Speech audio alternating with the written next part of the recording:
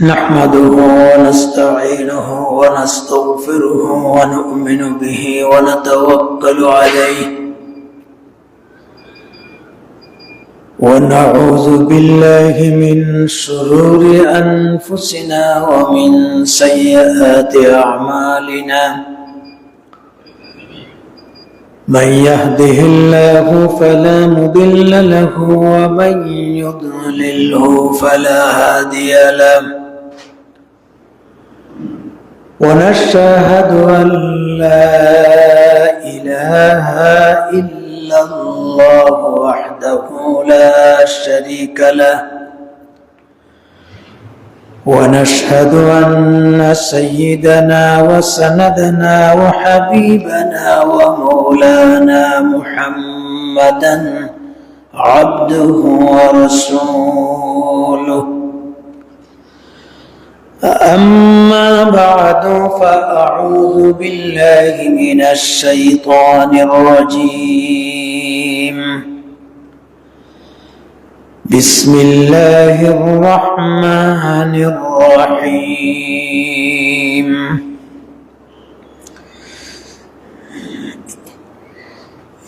إن الله يأمركم أن تؤدوا الأمانات إلى أهلها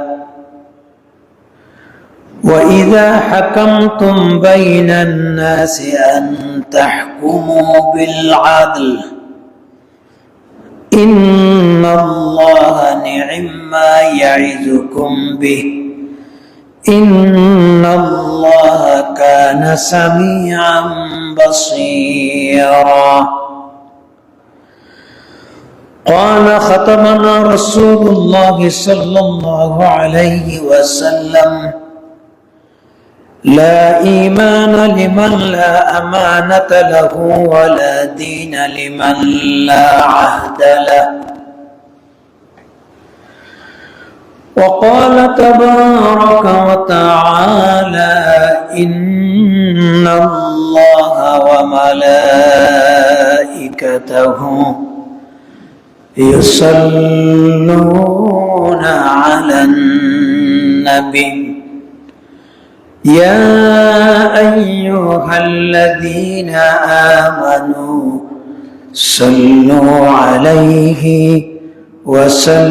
وسلموا تسليما اللهم صل على سيدنا مولانا محمد وعلى آله سيدنا مولانا محمد بلغ العلا بكماله كشف الدجى بجماله حسنت جميع خصاله صلوا عليه وآله در فشانی نے تیری قطروں کو دریا کر دیا دل کو روشن کر دیا آنکھوں کو بینا کر دیا بلغ العلا بکمالہ كشف الدجى بجماله حسنت جميع خصاله صلوا عليه وآله উপস্থিত মুসল্লিনে کرام দেশ বিদেশে অবস্থানরত সম্মানিত প্রাণ প্রিয় দ্বীনী ভাই এবং বোনেরা আসসালামু আলাইকুম ওয়া রাহমাতুল্লাহি ওয়া বারাকাতুহু আল্লাহ রাব্বুল আলামিনের মেহেরবানি আমাদেরকে দয়া করে মেহেরবানি করে আজকের এই সালাতুল জুমার উদ্দেশ্যে দুনিয়ার সবচেয়ে উত্তম জায়গা আফজালুল বিলাদ ইলাল্লাহি মাসাজিদুহা আল্লাহর ঘরে অবস্থান করার তৌফিক এনায়েত করেছেন, সেই মহান মাবুদের দরবারে কালিমাতুশ শুকর আদায় করছি, আলহামদুলিল্লাহ। আজকে আমরা যে বিষয়ে আলোচনা করব সেটি হচ্ছে ইসলামে আমানতের গুরুত্ব এবং তাৎপর্য। পবিত্র কোরআনুল কারীমের সূরা আন-নিসার ৯৮ নম্বর আয়াত আমি তেলাওয়াত করেছি। আল্লাহ রাব্বুল আলামিন বলেন, ইন্নাল্লাহা ইয়া'মুরুকুম আন তু'আদ্দুল আমানাতি ইলা আহলিহা। নিশ্চয় আল্লাহ তোমাদেরকে এ আদেশ দিয়েছেন, আন তু'আদ্দুল আমানাতি ইলা আহলিহা, তোমরা আমানত সমূহকে তার পাওনাদারের কাছে পৌঁছিয়ে দিতে। وَإِنْ حَكَمْتُمْ بَيْنَ النَّاسِ أَنْ تَحْكُمُوا بِالْعَدْلِ, আর যখন তোমরা লোকদের মাঝে বিচার ফয়সালা করবে তখন ইনসাফের সাথে বিচার করবে। ইন্নাল্লাহা নি'ম্মা ইয়া'iযুকুম বিহ, আল্লাহ তাআলা তোমাদের যে উপদেশ দেন তা কতই না উত্তম। ইন্নাল্লাহা কানা সামিআন বাসীরা, নিঃসন্দেহে আল্লাহ তাআলা সর্বশ্রোতা এবং সর্বদ্রষ্টা। সম্মানিত হাজরিনে کرام, ইসলামে আমানতের এত গুরুত্বপূর্ণ, নবী করিম সাল্লাল্লাহু আলাইহি ওয়াসাল্লাম এক খুতবায় তিনি বলেছেন, লা ঈমানা লিমান লা আমানাতা লাহু ওয়া লা দীনা লিমান লা আহদা লাহু। সেই ব্যক্তির ঈমান নাই যার ভিতরে আমানতদারি নাই, আর সেই ব্যক্তির সত্যিকার অর্থে দ্বীন নাই যার ভিতরে ওয়াদা রক্ষা নাই। এই জন্য আমানত রক্ষা করা, ওয়াদা পূরণ করা, এটি হচ্ছে সত্যিকারের একজন আমানতদার মানুষের পরিচয়। কোরআনুল কারীমে 18 পারাতে একটা সূরা আছে, সূরার নাম সূরা আল মুমিনুন। মুমিন জীবনের সফলতার জন্য আল্লাহ পাক এখানে যে কয়েকটা বৈশিষ্ট্য, কয়েকটা কোয়ালিটির কথা বর্ণনা করেছেন, এর ভিতরে একটা বিষয় হচ্ছে ওয়াদা এবং আমানতের কথা। আল্লাহ রাব্বুল আলামিন বলেন, ক্বাদ আফলাহাল মুমিনুনাল্লাযীনা হুম ফী সালাতিহিম খাশিউন ওয়াল্লাযীনা হুম আনিল লাগwi মু'রিদুন ওয়াল্লাযীনা হুম লিয-যাকাতি ফাa'ilun والذين هم لفروجهم حافظون। আল্লাহ পাক বলেন, নিঃসন্দেহে মুমিনরা সফল কাম হয়ে গেছে, মুমিনের জীবন সফল। কোন মুমিন? আল্লাহ তাআলা বলছেন, আল্লাযীনা হুম ফী সালাতিহিম খাশিউন, যারা নামাজের ভিতরে খুশু, বিনয় এবং বিনম্রতা রাখে। খুশু হইল কলবের সাথে, অন্তরের সাথে, আর খুদু হইল অঙ্গ প্রত্যঙ্গের সাথে। নামাজের ভিতরে দৃঢ়তা এবং স্থিরতাকে খুশু বলে। ওয়াল্লাযীনা হুম আনিল লাগwi মু'রিদুন, আর তাদের জীবন সফল যারা অনর্থক কথা এবং কাজ থেকে নিজেকে বিরত রেখেছে। ওয়াল্লাযীনা হুম লিয-যাকাতি ফাa'ilun, আর তাদের জীবন সফল যারা নিজেকে পবিত্র করে নিয়েছে। ওয়াল্লাযীনা হুম লিফুরুজিহিম হাফিজুন, আর তাদেরই হচ্ছে সফল যারা নিজের লজ্জাস্থানকে সংরক্ষণ করেছে। ইল্লা আলা আজওয়াজিহিম আও মা মালাকাত আইমানুহুম فإنهم غير ملومين কেবলমাত্র তাদের যৌন সঙ্গী নিজের স্ত্রী এবং তাদের দাস দাসী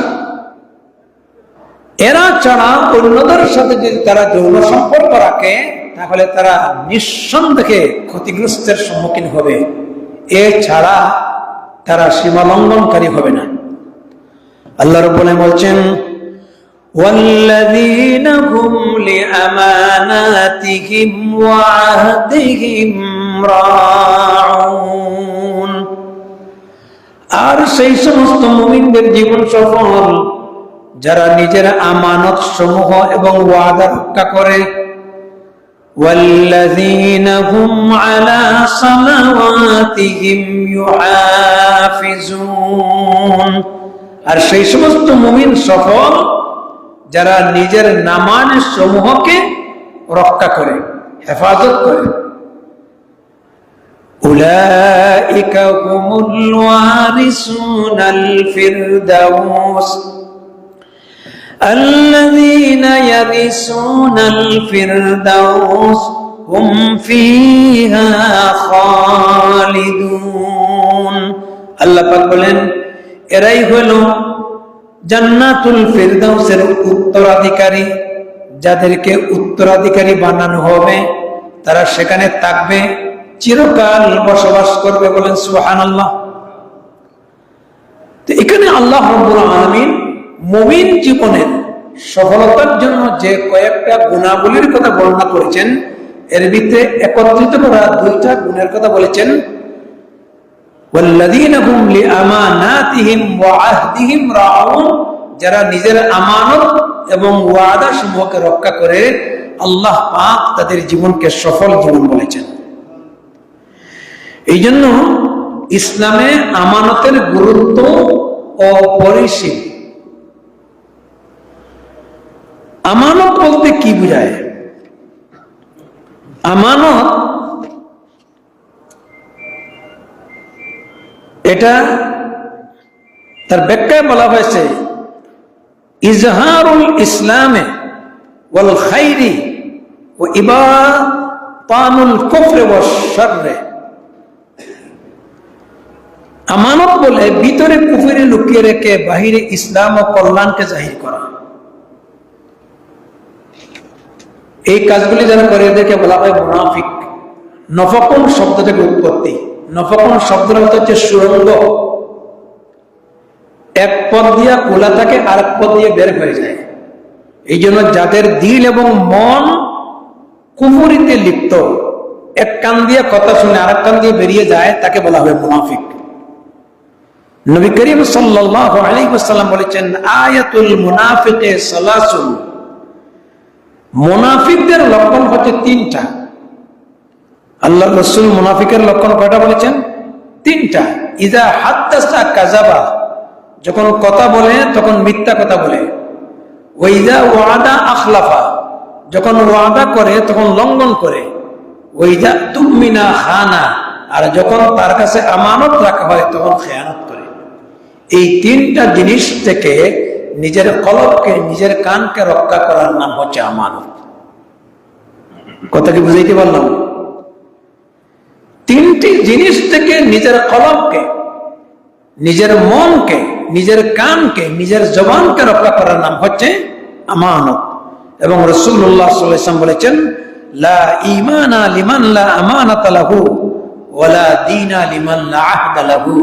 যার ভিতরে আমানতদারি নাই, তার ভিতরে দিনদারি নাই, আর যা ওয়াদা রক্ষা করে না, সে প্রকৃতপক্ষে কোনো মুমিন আল্লাহর কাছে দাবি করতে পারে না। আমার সম্মানিত উপস্থিতি, আমি সূরা নিসার 58 নম্বর আয়াত তেলাওয়াত করছিলাম। আল্লাহ পাক এখানে নির্দেশ প্রদান করেছেন ঈমানদারদের প্রতি, ইন্নাল্লাহা ইয়া'মুরুকুম, আল্লাহ তোমাদের প্রতি আদেশ দিয়েছেন আন তুআদ্দুল আমানাতি ইলা আহলিহা, তোমরা যেন তোমাদের আমানত সমূহকে হকদারের কাছে পৌঁছে দিতে। আমানত কথার আমানত হতে পারে, টাকার আমানত হতে পারে, ওয়াদার আমানত হতে পারে, ঠিক তেমনি ভাবে প্রতিজ্ঞার আমানত হতে পারে, আল্লাহর ক্ষেত্রে বান্দার ক্ষেত্রে আমানত হতে পারে। কোরআনে কারিমে আল্লাহ রাব্বুল আলামিন বলছেন, ইন্না আরাদনাল আমানাতা আলাস সামাওয়াতি ওয়াল আরদি ওয়াল জিবাল ফাআবাইনা আন ইয়াহমিলনাহা ওয়া আশফাকনা মিনহা ওয়া হামালাহাল ইনসান ইন্নাহু কানা যালুমান জাহুলা। নিঃসন্দেহে আমি আমার এই কোরআনকে পাহাড়ের উপরে আমানত রাখতে চাইছিলাম, কিন্তু তা গ্রহণ করতে অস্বীকার করল। পরবর্তীতে আমি আমানতের দায়িত্ব আমার বান্দাদের ঘাড়ে দিলাম। ইন্নাহু কানা যালুমান জাহুলা, অবশ্যই মানুষ হচ্ছে দুর্বল, ধৈর্যহারা, লোভী, অর্থাৎ লোভের টানে আমানতকে গ্রহণ করে ফেলেছে। ভোট একটা আমানত। এই যে সামনে ভোট আসতেছে, আপনারা জানেন গতকালকে ইলেকশন কমিটি আগামী ফেব্রুয়ারির 12 তারিখ ন্যাশনাল নির্বাচন ঘোষণা করেছেন। এই যে সামনে ভোট, ভোট হচ্ছে ইংরেজি শব্দ, বাংলা হলো মতামত। ভোট একটা আমানত, এবং একটা আমানত না, বড় গুরুত্বপূর্ণ আমানত।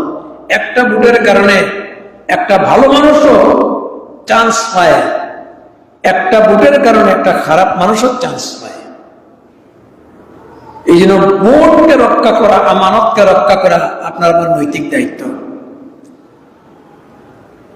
ভোটের ব্যাপারে বলা হয় যে এটা জনগণের দায়িত্ব, এবং আমাদের দেশে একটা কথা আছে, যারা বলেন যে এই দেশের মালিক জনগণ, সকল ক্ষমতার উৎস জনগণ। এই কথাগুলি রাজনৈতিকভাবে একটা কুফরিমূলক কথা। কোন মানুষ এই কথার সাথে একমত হতে পারে না। সকল ক্ষমতার উৎস একমাত্র কে? আওয়াজ দিয়ে বলেন, ইন্নাহু বিকুল্লি শাইইন কাদির।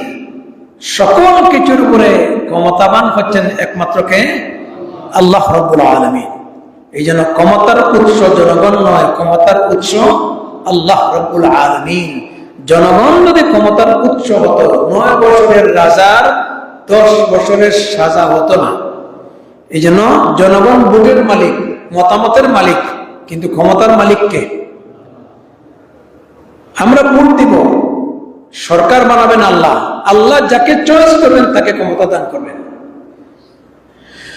কোরআনে কারিমে আল্লাহ রাব্বুল আলামিন বলছেন, আল্লাহু লা ইলাহা ইল্লা হুয়াল হাইয়ুল কাইয়্যুম। পড়েন সবাই, আল্লাহু লা ইলাহা ইল্লা হুয়াল হাইয়ুল কাইয়্যুম লা তা'খুযুহু সিনাতুন ওয়ালা নাওম লাহু মা ফিস সামাওয়াতি ওয়া মা ফিল আরদ মান যাল্লাযী ইয়াশফা'ু 'ইনদাহু ইল্লা বিইذনিহি ইয়া'লামু মা বাইনা আইদিহিম ওয়া মা খালফাহুম ولا يحيطون بشيء من علمه إلا بما شاء وسع كرسيه السماوات والأرض। আল্লাহ বলেন তিনি আল হাইয়ুল কাইয়্যুম, যিনি চিরঞ্জীব এবং যিনি প্রতিষ্ঠিত। লা তা'খুযুহু সিনাতুন ওয়ালা নাওম, আল্লাহ তাআলাকে ঘুম তো দূরের কথা, তন্দ্রাও স্পর্শ করে না। লাহু মা ফিস সামাওয়াতি ওয়াল আরদ, আকাশ এবং জমিনের নিরঙ্কুশ ক্ষমতার মালিক হচ্ছেন আল্লাহ রাব্বুল আলামিন। মান যাল্লাযী ইয়াশফা'ু 'ইনদাহু ইল্লা বিইذনিহি, আল্লাহর অর্ডার ছাড়া কিয়ামতের দিন কেউ কাউকে সুপারিশ করতে পারবে না। এবং তিনি আছেন ইস্তাওয়া আলাল আরশ, আল্লাহর আরশের উপরে অধিষ্ঠিত। আল্লাহর দৃষ্টিকোণে মুহাইয়া, ভালো মন্দ স্পষ্ট, জাহির বাতিন গোপন সব আল্লাহর সামনে উন্মুক্ত। তো সেই আল্লাহ রাব্বুল আলামিন তিনি ক্ষমতার মালিক। আল্লাহ পাক বলেছেন, কুলিল্লাহুম্মা মালিকাল মুলক, পড়েন সবাই, কুলিল্লাহুম্মা মালিকাল মুলক তুতিল মুলকা মিম্মান তাশা ওয়া তানজিউল মুলকা মিম্মান তাশা ওয়া তুইজ্জু মান তাশা ওয়া তুযিল্লু মান তাশা বিয়াদিকাল খায়র ইন্নাহু বিকুল্লি শাইইন আলীম। হে নবী, বলে দিন, আল্লাহুম্মা, হে আল্লাহ, মালিকাল মুলক, সমস্ত ক্ষমতা, নিরঙ্কুশ সার্বভৌমত্বের মালিক একমাত্র তুমি। সার্বভৌমত্বের মালিককে? তিনি আল্লাহ। তুমি যাকে চাও তাকে ক্ষমতা দান করো, তুমি যাকে চাও ক্ষমতা থেকে নামাইয়া ফেলো, তুমি যাকে চাও তাকে ইজ্জত দান করো, তুমি যাকে চাও তাকে বেইজ্জত করো।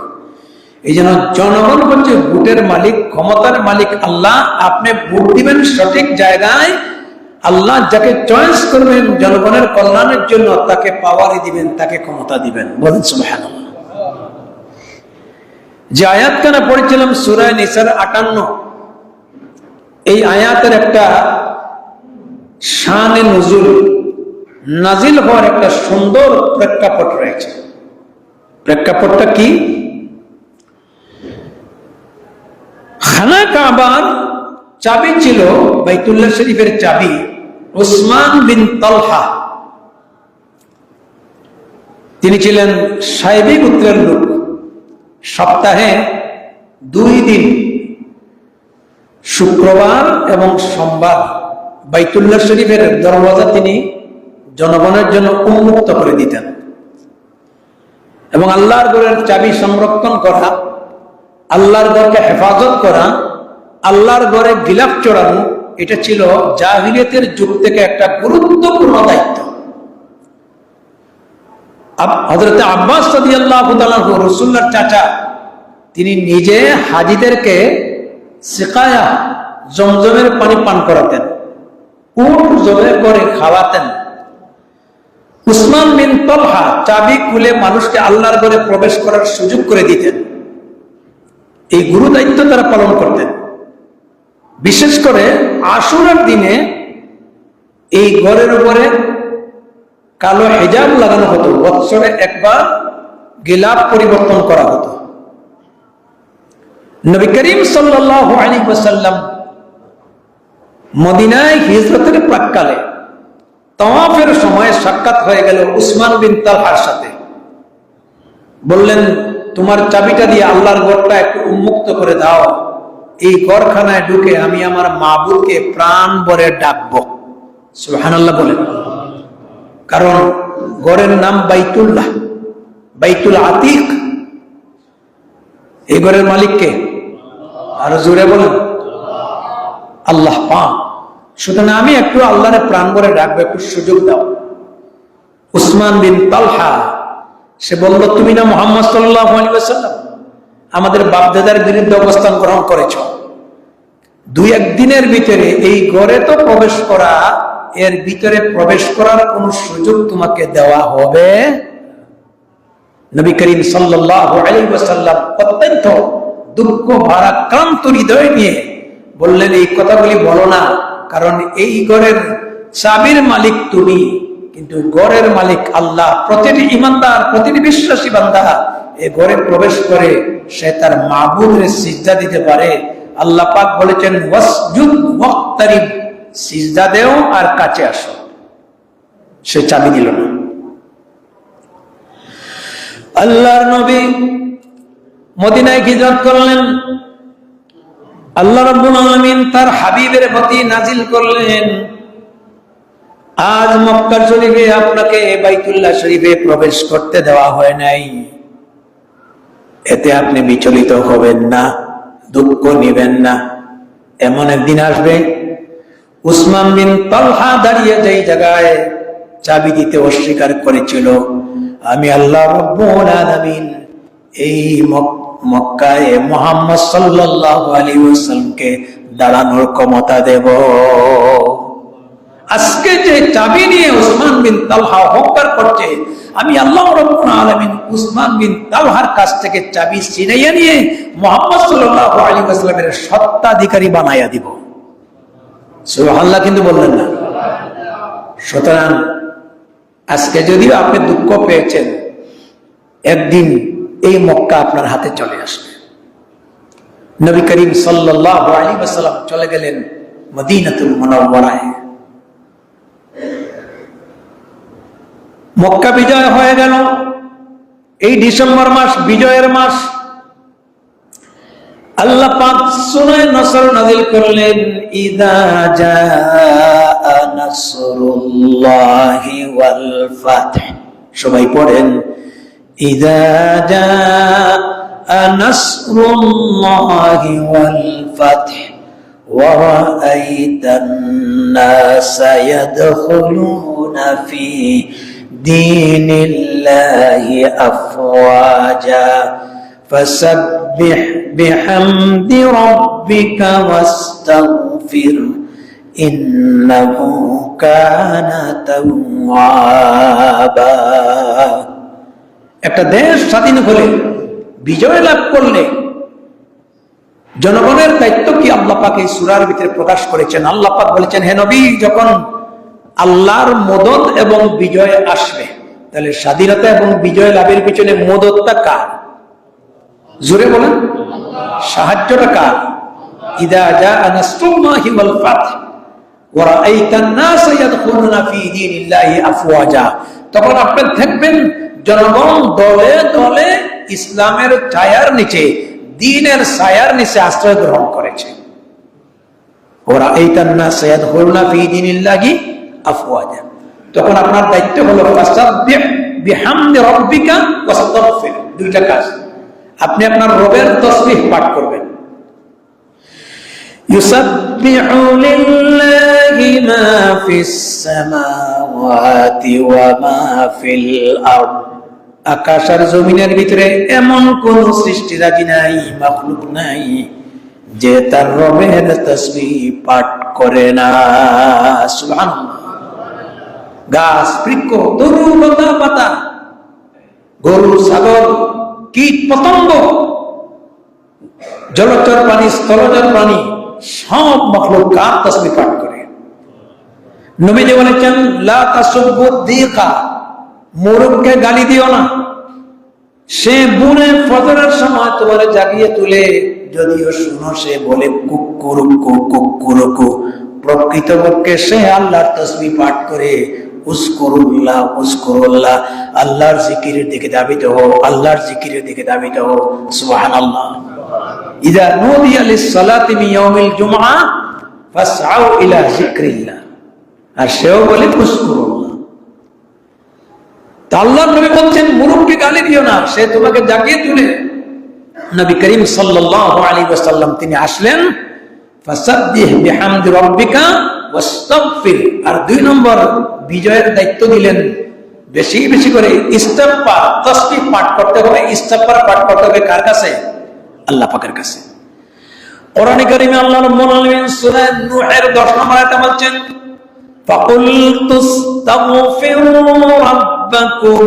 সবাই পড়েন, ফাকুল তুস্তাগফিরু রাব্বাকুম ইন্নাহু কানা গাফফারা ইউরসিলিস সামাআ আলাইকুম মিদরারান ওয়া ইউমদিদকুম বিআমওয়ালিন ওয়া বানিন ওয়া ইয়াজআল লাকা আনহারা। হে নবী, আপনি বলে দিন তারা যেন আল্লাহর কাছে ইস্তিগফার পাঠ করে, তাদের রবের কাছে যেন তারা তাসবিহ পাঠ করে। ইন্নাহু কানা গাফফারা, নিঃসন্দেহে তিনি পাপ মোচনকারী। ইউরসিলিস সামা আলাইকুম মিদরারা, আল্লাহ আকাশ থেকে বৃষ্টি নাযিল করবেন। ওয়া ইউমদিদকুম বিআমওয়ালিন ওয়া বানিন, আল্লাহ তাদেরকে সন্তানাদির মালিক বানাবেন। এইভাবে আল্লাহ তাআলা তাদেরকে তাদের জমিনে সুজলা সুবলা ক্ষেত খামার ইন্ডাস্ট্রি ফ্যাক্টরিতে আল্লাহ পাক বরকত দান করবেন। সুবহানাল্লাহ। নবী করিম সাল্লাল্লাহু আলাইহি ওয়াসাল্লাম তিনি যখন মক্কা বিজয় করলেন, সূরা নসর জানিয়ে দিলেন এবং আল্লাহ রাসূল বললেন, মান দাখালা দার আবি সুফিয়ান ফাকাদ আমিনা, যে ব্যক্তি আবি সুফিয়ানের বাড়িতে অবরুদ্ধ তার জীবনের নিরাপত্তা দেওয়া হলো। ওয়ামান দাখালা দারা হিজর, বাইতুল্লাহ শরীফে যারা অবরুদ্ধ তাদের জীবনের নিরাপত্তা দেওয়া হলো। এইভাবে যে যার বাড়িতে দরজা লাগাইয়া আটকানো আছে তার জীবনের নিরাপত্তা দেওয়া হলো। ইতিমধ্যে রাসূল করিম সাল্লাল্লাহু আলাইহি ওয়াসাল্লাম চলে গেলেন তিনি বাইতুল্লাহ শরীফের ভিতরে, এবং বাইতুল্লাহ শরীফ পরিষ্কার পরিচ্ছন্ন করা হলো জমজমের পানি দ্বারা। হযরত বিলাল রাদিয়াল্লাহু তাআলা আনহু বাইতুল্লাহ শরীফের ছাদে উঠে আযান দিলেন। এরপরে 4 কোণ দিয়া 2 রাকাত করে সালাতুশ শুকর আদায় করলেন। এবার রাসূলুল্লাহ সাল্লাল্লাহু আলাইহি ওয়াসাল্লাম বাইতুল্লাহ শরীফের দরওয়াজা, যাকে বলা হয় মুলতাজিম, এখানে দাঁড়িয়ে তিনি জাতির উদ্দেশ্যে বক্তব্য দিলেন।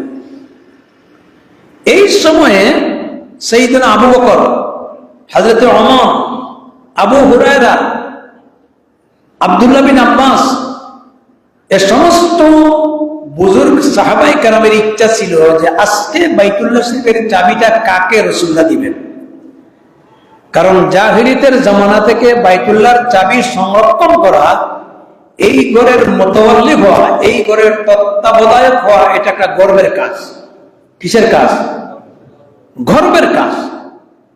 এমনকি আব্বাস রাদিয়াল্লাহু তাআলা তিনি গর্ব করে বলতেন, হে রাসূলুল্লাহ, সাহাবীরা, তোমরা নবীজির সঙ্গে থেকে যত ইবাদত বন্দেগী আমল আখলাক করো, আমাদের একদিনের আমলের দ্বারে কাছেও আসতে পারবে না।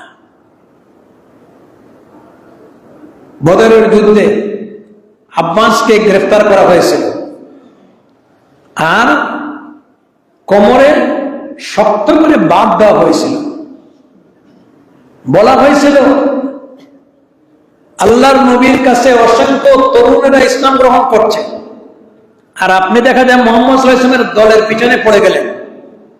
তখন আব্বাস বলেছিলেন, তোমরা সবাই ইবাদত বন্দেগী করে আমাদের একদিনের ইবাদত বন্দেগীর দ্বারে কাছে আসতে পারবে না। জিজ্ঞাসা করা হয়েছিল, তোমাদের ইবাদত বন্দেগী কে? বলে, আমরা বাইতুল্লাহ শরীফের চাবি সংরক্ষণ করি, যে কোনো মুহূর্তে আল্লাহর ঘরে প্রবেশ করতে পারি। হাজীদেরকে আমরা জমজমের পানি পান করিয়ে থাকি। হজের সময় আমরা উট জবাহ করে খাবার পরিবেশন করি। অতএব আমাদের ইবাদতের দ্বারে কাছেও তোমরা আসতে পারবে না। আল্লাহ পাক এই সময়ে সূরা তাওবার 19 নম্বর আয়াত নাজিল করছেন। সুবহানাল্লাহ বলেন।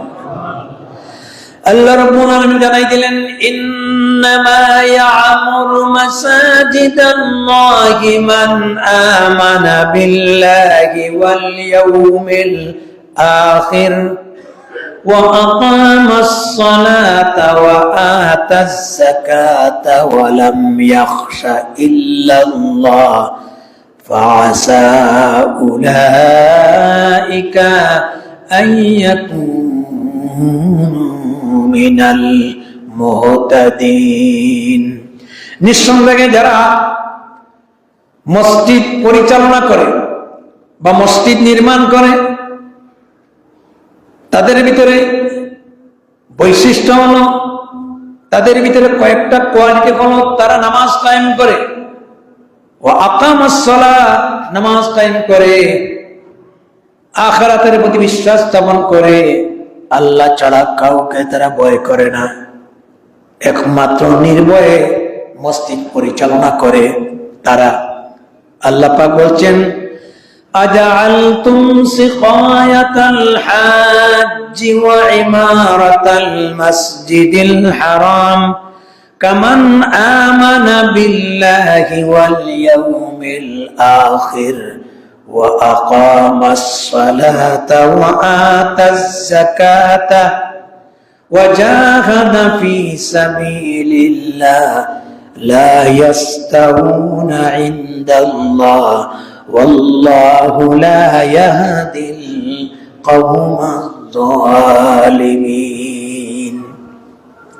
তারা কি হাজীদেরকে পানি পান করে আর বাইতুল্লাহ শরীফের তত্ত্বাবধায়কের দায়িত্ব পালন করে আমার ওই সমস্ত ঈমানদারদের সাথী হতে চায় যারা আল্লাহর প্রতি বিশ্বাস স্থাপন করেছে, আখিরাতের প্রতি বিশ্বাস স্থাপন করেছে, আল্লাহর দ্বীন প্রতিষ্ঠা করার জন্য আল্লাহর রাস্তায় আন্দোলন করেছে। কার রাস্তা? কি আন্দোলন করেছে? আল্লাহর দ্বীন প্রতিষ্ঠা করার জন্য জান দিয়ে, মাল দিয়ে, ওয়াতুজাহিদুনা ফি সাবিলিল্লাহি বিআমওয়ালিকুম ওয়া আনফুসিকুম লা ইয়াস্তাউনা ইনদাল্লাহ। কখনো না, কোন অবস্থাতে আমার এই সমস্ত মুজাহিদদের দ্বারে কাছেও আসতে পারবে। কথাটা কার? আল্লাহর নামটা জোরে বলি। কথাটা কার? সূরা তাওবার 19 নম্বর আয়াতে আল্লাহ বলছেন, এরপরে আল্লাহ পাক বলছেন ওয়াল্লাহু লা ইয়াহদিল কওমাজ জালিমিন। আল্লাহ পাক জালিমদেরকে কখনো হেদায়েত দেবেন। এইজন্য জালিমদের আচরণ খুব খারাপ আচরণ হয়ে থাকে। জালিমরা হেদায়েতের দ্বারে কাছেও না, জালিমরা পরিবর্তন হতে চায় না, জালিমরা সংশোধন হতে চায় না। জনগণের কাছে অন্যায় করার পরেও, পাহাড়তম অন্যায় করার পরেও সংশোধন হতে চায় না, যার বাস্তব প্রমাণ আজকের বাংলাদেশে আছে কি নাই? জুড়ে বলেন আছে কি নাই? আমার ভাইরা, নবী করিম সাল্লাল্লাহু আলাইহি ওয়াসাল্লামের কাছে সূরা তাওবার 19 নম্বর আয়াত নাযিল হওয়ার পরে আল্লাহ পাক জানাই দিলেন যে এরা পাওয়ার ক্ষমতার দাপটে লিপ্ত, এরা কোনদিন অনুতপ্ত হবে না। সুতরাং আপনি পাওনাদারের কাছে আমানতটা পৌঁছিয়ে দেন। রাসূল করিম সাল্লাল্লাহু আলাইহি ওয়াসাল্লাম বাইতুল্লাহ শরীফের দরওয়াজায় দাঁড়িয়ে বক্তব্য দিলেন যে এই জায়গাটার নাম হলো মুলতাজিম, এখানে দোয়া কবুলের স্থান। আল্লাহর নবী বলেছেন, আমি জীবনে যতবার হজ করেছি মুলতাজিমের সামনে আসার পরে আমার মহান মাবুদের দরবারে এমন কোন দোয়া করি নাই যেটা আল্লাহ কবুল করেন নাই। আমার এমন কোন দোয়া আল্লাহ পাক ফিরাইয়া দেন নাই। যা চাইছি সব তো আল্লাহ কবুল করেছে। এই জন্য এই জায়গায় হাজিরা ভিড় থাকে। এর পাশেই হলো হযরত ইব্রাহিম আলাইহিস সালামের পদচিহ্ন, যেই পাথরের উপরে দাঁড়িয়ে তিনি বাইতুল্লাহ শরীফ নির্মাণ করেছিলেন। ওয়াত্তাখিযু মিন মাকামি ইব্রাহিম মুসাল্লা। হযরত ওমর রাদিয়াল্লাহু তাআলা বলেছিলেন, ইয়া রাসূলুল্লাহ, আমার মন চায় মুসলিম জাতির পিতার এই পদচিহ্নকে সামনে রেখে আমি এখানে শুকরিয়াতান 2 রাকাত নামাজ পড়ব। আল্লাহ পাক আয়াত নাযিল করে দিলেন যে আমি আমার উমরের চাহিদাকে শুধু পূরণ করলাম না, কিয়ামত পর্যন্ত ইব্রাহিমের পদচিহ্নকে হাজীদের জন্য নামাজের জায়গা বানাই দিলাম। ওয়াত্তাখিযু মিন মাকামি ইব্রাহিমা মুসাল্লা। আজও এই পদচিহ্ন আছে কি নাই? আছে কি নাই? আল্লাহ পাকের কাছে মিরাকল। তো তিনি সেখানে দাঁড়িয়ে বক্তব্য দিচ্ছেন। এই সময়ে হযরতে আলী রাদিয়াল্লাহু তাআলা উসমান বিন তালহার তালাশে বের হয়েছেন বাইতুল্লাহ শরীফের চাবি আনার জন্য। কি আনার জন্য? চাবি আনার জন্য। অনেক খুঁজাখুঁজি করে উসমান বিন তালহার কাছ থেকে চাবিটা ছিনিয়ে নিয়ে আসলেন। রাসূল করিম সাল্লাল্লাহু আলাইহি ওয়াসাল্লামের দস্তে মুবারকে পেশ করলেন। আল্লাহর রাসূল এই গড়খানা খুলে এরপরে পরিষ্কার পরিচ্ছন্ন করে সালাতুশ শুকর 2 রাকাত নামাজ আদায় করে আল্লাহ পাকের দরবারে শুকরিয়া আদায় করলেন। এখন এই গড়টা এত মর্যাদাপূর্ণ, যেই গড়টা জাহিলিয়াতের জামানায় খেদমত করাকে কল্যাণকামী মনে করা হতো, এই ঘরের তত্ত্বাবধায়ক হতে পারলে নিজেকে গৌরব মনে করত, এই ঘরের চাবি রক্ষা করতে পারলে নিজেকে ধন্য মনে করা হতো। সবাই অপেক্ষায়, আজকের চাবিটা রসুলের হাত থেকে কে পাবে, কার ভাগ্যের দুয়ার খুলবে, কার হাতে চাবিটা দিবেন। আল্লাহু আকবার বলেন। আল্লাহর নবী তিনি একটি খুতবা পেশ করলেন, বললেন অতীতে তোমাদের সমাজের ভিতরে যারা মাতব্বর ছিল, যারা নেতা ছিল, সমাজের যারা লিডার ছিল, দুর্বল মানুষগুলিকে শোষণ করত, আমানতের খেয়ানত করত। যে ব্যক্তি আমানতের পাওনাদার তার সঠিক হক আদায় করত না, আজ থেকে জাহিলিয়াতের যত রসুম এবং প্রথা আছে সব আমার পায়ের নিচে রাখলাম। উসমান বিন তালহা কই, সামনে এগিয়ে আসো। আল্লাহ রসুল ডান হাত দিয়া চাবি ধরে বললেন, উসমান, এই ঘরের চাবি তোমার কাছে সংরক্ষিত ছিল, আল্লাহ পাকের আদেশে আমি মুহাম্মদ সাল্লাল্লাহু আলাইহি ওয়াসাল্লাম আবার বাইতুল্লাহ শরীফের চাবি তোমার হাতে ফিরাইয়া দিলাম। চাবি গ্রহণ করো, সুসংবাদ নাও, কিয়ামত পর্যন্ত এই চাবি তোমার বংশ থেকে কেউ ছিনিয়ে নিতে পারবে না, একমাত্র জালেম ছাড়া। আজ থেকে বাইতুল্লাহ শরীফের চাবি তোমার হাতে দেওয়া হলো এবং কোন জালেম শাসক ছাড়া এই চাবি ছিনিয়ে নিতে পারবে না। তোমার বংশধরের মাধ্যমে আল্লাহ পাক বাইতুল্লাহ শরীফের চাবি আজীবন সংরক্ষণ করবেন। জোরে বলেন সুবহানাল্লাহ। আপনারা জানেন, বছর খানেক আগে শেখ সালেহ আল সাইবা, উনি হলেন উসমান বিন তালহার 109তম বংশধর, মারা গেছেন। সৌদি আরবের সরকার আজ পর্যন্ত এই বাইতুল্লাহর চাবিটাকে তাদের বংশের মাঝেই সীমাবদ্ধ রাখছেন, কারো হাতে এই চাবিটা দেন নাই। হজের মৌসুম আসলে, হজের প্রাককালে তাদের বংশধর থেকে এই ঘরখানার দরওয়াজা খুলে দেওয়ার রেওয়াজ আজ পর্যন্ত চালু রয়েছে। আশা করা যায় কিয়ামত পর্যন্ত এটা চালু থাকবে, কারণ নবী করিম সাল্লাল্লাহু আলাইহি ওয়াসাল্লাম এই চাবির হকদার তার পাওনাদারকে দিয়া দিয়েছেন। হযরত উসমান বিন তালহা আশ্চর্য হয়ে গেলেন, এত বড় ফজিলতপূর্ণ কাজ। ইচ্ছা ছিল আবু বকর পাবেন, আবু বকর মাহরুম হলেন, ওমর মাহরুম হলেন, আলী মাহরুম হলেন, আব্বাস মাহরুম হলেন। আল্লাহ রাব্বুল আলামিন নবীজির হাতে কারো কাছে চাবি না দিয়া উসমান বিন তালহার হাতে চাবি দিলেন। রাসূল করিম সাল্লাল্লাহু আলাইহি ওয়াসাল্লামের এই সুন্দর আচরণ দেখে উসমান বিন তালহা পড়ে নিল, লা ইলাহা ইল্লাল্লাহ মুহাম্মাদুর রাসূলুল্লাহ, লা ইলাহা ইল্লাল্লাহ, লা ইলাহা সুবহানাল্লাহ, আলহামদুলিল্লাহ, লা ইলাহা লা ইলাহা ইল্লাল্লাহ মুহাম্মাদুর রাসূলুল্লাহ। আল্লাহ রাসূলের চরিত্র দেখে উসমান বিন তালহা শাহাদা পাঠ করে সঙ্গে সঙ্গে মুসলমান হয়ে গেলেন। আমার ভাইরা, এই জন্য নবী করিম সাল্লাল্লাহু আলাইহি ওয়াসাল্লামের চরিত্রের কারণে পৃথিবীতে ইসলাম আসছে, আজও ইসলাম টিকে আছে, কিয়ামত পর্যন্ত টিকে থাকবে রাসূলুল্লাহর চরিত্রের বদৌলতে, ঠিক কিনা? হযরত আয়েশা রাদিয়াল্লাহু তাআলা আমাকে জিজ্ঞাসা করা হয়েছিল, কাইফা কানা খুলুকে রাসূলুল্লাহ সাল্লাল্লাহু আলাইহি ওয়াসাল্লাম। আম্মা জান আয়েশা, রাসূলুল্লাহর জীবন চরিত্র সম্পর্কে আপনি আমাদেরকে জানিয়ে দিন, তার চরিত্র কেমন ছিল। তিনি সূরা আল মুমিনুনের 11তম আয়াত পর্যন্ত তিলাওয়াত করে বললেন, এটাই ছিল আল্লাহর রাসূলের জীবন চরিত্র। চরিত্র দুই ধরনের, একটা হলো আখলাকে হাসানা, ভালো চরিত্র, আর আরেকটা হলো আখলাকে জমিমা, মন্দ চরিত্র, চুরি করা, আমানতে খেয়ানত করা, মিথ্যা কথা বলা, ওয়াদা লঙ্ঘন করা, কাউকে প্রতারণা দেওয়া, এইভাবে যত বদ চরিত্র ক্রাইম আছে এগুলো সব আখলাকে জমিমা।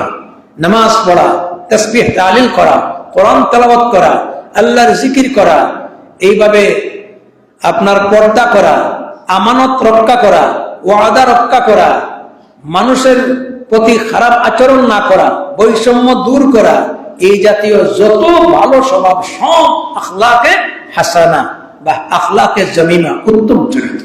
এই চরিত্রগুলি শিক্ষা দিয়েছেন নবী করিম সাল্লাল্লাহু আলাইহি ওয়াসাল্লাম। আমার ভাইরা দেখেন, সূরা আন-নিসার একটা আয়াত আছে, 65 নম্বর আয়াত। একবার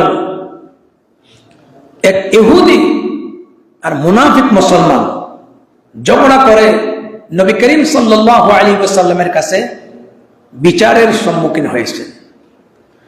রাসূলুল্লাহ সাল্লাল্লাহু আলাইহি ওয়াসাল্লাম তাদের বিচার ফয়সালা করে রায় দিয়েছেন ইহুদির পক্ষে। মুনাফিক লোকটি এই রায়টা মানতে রাজি না।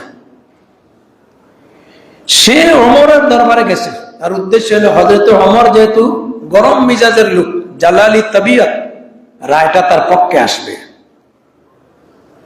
ইহুদি লোকটা ভাবছে ওমরের দরবারে গেলেও বিচারটা আমার পক্ষে আসবে, কারণ ওমর তো আল্লাহর রাসূলের আনুগত্যের অনুসারী। দুইজন যখন বিচার নিয়ে গেছে, টোটাল কথাবার্তা শোনার পরে হযরত ওমর বলছেন, থামো।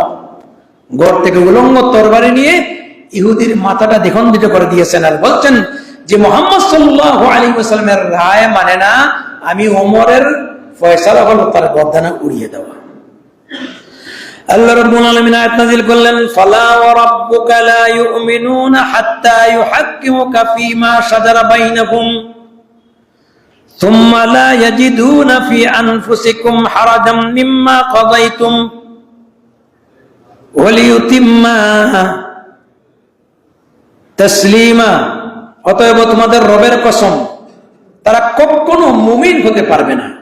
ফালা ওয়া রাব্বুকা লা ইউমিনু, যতক্ষণ পর্যন্ত তাদের মধ্যে কোনো বিবাদের ব্যাপারে তোমাকে বিচার নির্ধারণ করবে না, তারপর তুমি যে ফয়সালা দেবে সেই ব্যাপারে নিজেদের অন্তরে কোনো দ্বিধা অনুভব করবে না এবং পূর্ণ সম্মানিত বিচার মেনে নেবে না। আল্লাহ রাব্বুল আলামিন সূরা তাওবার 84 নম্বর আয়াতে বলছেন, ওয়ালা তুসাল্লি আলা আহাদিম মিনহুম মাতা আবাদা ওয়ালা তাকুম আলা কবরিহি আনতুম কাফারু বিল্লাহি ওয়া রাসূলিহি ওয়া হুম ফাসিকুন। তাদের মধ্যে কারো মৃত্যু হলে তুমি কখনো তার জন্য জানাজার নামাজ পড়বে না এবং তার কবরের পাশে দাঁড়াবে না। তারা তো আল্লাহ ও রাসূলকে অস্বীকার করেছিল এবং তারা পাপাচারী অবস্থায় মৃত্যুবরণ করেছে। গ্রেট মুনাফিক আব্দুল্লাহ ইবনে উবাই ইবনে সালুলের ব্যাপারে এই আয়াতটা নাযিল হয়েছে। নবী করিম সাল্লাল্লাহু আলাইহি ওয়াসাল্লাম যখন আব্দুল্লাহ ইবনে উবাই ইবনে সালুল মারা গেল, তার ছেলে আব্দুল্লাহ আসলো, ইয়া রাসূলুল্লাহ, আমার বাবা আপনার পিছনে অনেক নামাজ পড়েছে, মেহেরবানি করে আপনি তার জানাজাটা পড়ান। আমি সন্তান হিসাবে আশা করি আপনি তার জানাজার নামাজটা পড়ালে আল্লাহ হয়তো তার কবরে আযাব মাফ করে দিবেন।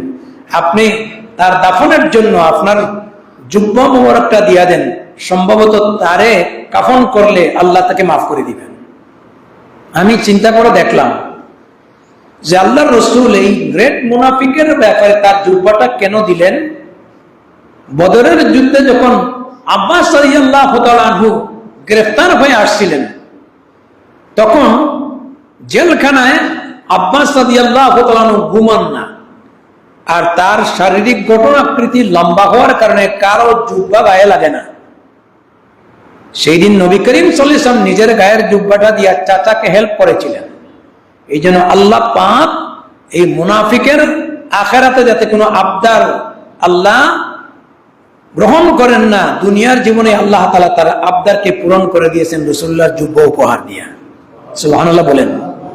কিন্তু আল্লাহ পাক জানাই দিয়েছেন যে আপনি জুব্বা তো দেওয়া দূরের কথা, তার ছেলের আবদারে যদি আপনি তার জানাজার নামাজ পড়েন, তার জানাজার নামাজ পড়লেও আমি আল্লাহ তাকে ক্ষমা করব না। সম্মানিত হাজির কেরাম, নবী করিম সাল্লাল্লাহু আলাইহি ওয়াসাল্লাম বলেছেন, ইন্নাল মুনাফিকিনা ফি দারকিল আসফালি মিনান নার, নিশ্চয় মুনাফিকরা জাহান্নামের সর্বনিম্ন স্তরে থাকবে। এই জন্য নেফাক থেকে বেরিয়ে আসতে হবে।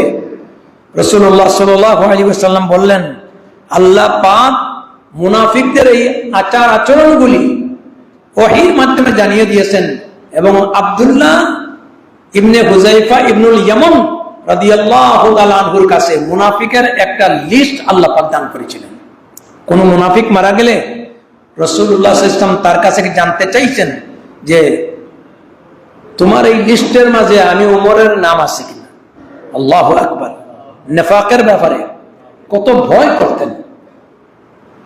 মুনাফিক দুই ধরনের, একটা হলো আকীদাতান মুনাফিক, বিশ্বাসগত মুনাফিক, তার মুখ দুইটা, উপরে দিয়ে একটা নিচ দিয়ে একটা। এই যে বুটের সময় আছে, সবার কাছ থেকেই বুট নেয়, সবাই বুট দেয়, আছে কি নাই? আপনি চা খাওয়াইছেন, বলবে আপনারেও দিব, কফি খাওয়াইছে তারেও দিব। আর যে মুমিন সে মুখ দিয়া একই কথা বলে। তো হযরত ওমর বলছেন, ভাই এমন তোমার কাছে রাসূলুল্লাহ মুনাফিকের লিস্ট দিয়েছেন, এই লিস্টের মাঝে আমার নাম আছে কিনা? হযরত হুযাইফা ইবনুল ইয়ামান বলছেন, ওয়াল্লাহি, আল্লাহর কসম করে বলছি, আপনি কিভাবে বিশ্বাস করেন এই নামের ভিতরে ওমরের নাম থাকবে? সুবহানাল্লাহ বলেন। বলছেন, আমি মারা গেলে আপনি কি জানাজায় অংশগ্রহণ করবেন? তিনি বলছেন, অবশ্যই আপনার জানাজাতে অংশগ্রহণ করব, কারণ আপনার জানাজাতে না গেলে কার জানাজায় যাব? যার সম্পর্কে আল্লাহর নবী বলেছেন, লাউ কানা বা'দি নাবিয়্যান লাকানা ওমর, আমার পরে আল্লাহ পাক কাউকে নবী বানাইলে ওমরের নবী বানাতেন। আরো জোরে বলেন সুবহানাল্লাহ। এরপরে কেউ মারা গেলে মদিনায় রাসূলুল্লাহ বলতেন, দেখো হুযাইফা ইবনুল ইয়ামান কি জানাজায় যাবেন কিনা। যদি হুযাইফা ইবনুল ইয়ামান জানাজায় অংশগ্রহণ করেন তাহলে হযরত ওমর যাইতেন, আর যদি হুযাইফা ইবনুল ইয়ামান জানাজায় না যেতেন তিনি যেতেন না। অথবা তিনি অর্ডার দিতেন। একজন মুমিন মারা গেলে প্রধান দায়িত্ব হলো রাষ্ট্রের যিনি আমির, রাষ্ট্রের যিনি প্রধান, জাতীয় মসজিদের যিনি খতিব, তার দায়িত্ব হলো জানাজার নামাজ পড়ানো। যদি তিনি না থাকে তাহলে ওনার অধীনস্থ। হযরত ওমর বলতেন, দেখো হুযাইফা ইবনুল ইয়ামান যাবে কিনা, যদি সে যায় তাহলে আমি তার জানাজায় যাব। এই জন্য ভাইরা আমার, মুমিনদের অন্তর থেকে নেফাক দূর করতে হবে, নেফাক থেকে বেরিয়ে আসতে হবে, হিংসা থেকে বেরিয়ে আসতে হবে এবং নবী করিম সাল্লাল্লাহু আলাইহি ওয়াসাল্লামের সুন্দর চরিত্র গ্রহণ করে সঠিক আমানত তার সঠিক জায়গায় ব্যবহার করতে হবে। খেয়ানত করা যাবে না, ওয়াদা লঙ্ঘন করা যাবে না। নবী করিম সাল্লাল্লাহু আলাইহি ওয়াসাল্লাম যতগুলি চরিত্র আমাদের জন্য রেখে গেছেন, এই চরিত্রকে ধারণ করে প্রকৃত ঈমানদার হতে হবে। আল্লাহ রাসূল বলেছেন, লা ঈমান লিমান লা আমানাতা লাহু ওয়া লা দীন লিমান লা আহদা লাহু। সে ব্যক্তি প্রকৃত ঈমানদার নয় যে ব্যক্তি আমানতদারি রাখে না, আর সেই ব্যক্তি পরিপূর্ণ মুমিন নয় যে ওয়াদা রক্ষা করে না। এই জন্য আমরা আমানত রক্ষা করার চেষ্টা করতে পারবো তো ইনশাআল্লাহ? ওয়াদা রক্ষা করার চেষ্টা করতে পারবো তো ইনশাআল্লাহ? আল্লাহ আমাদের সবাইকে তৌফিক দান করুন। ওয়া আখিরু দাওয়ানা আনিল হামদুলিল্লাহি রাব্বিল আলামিন।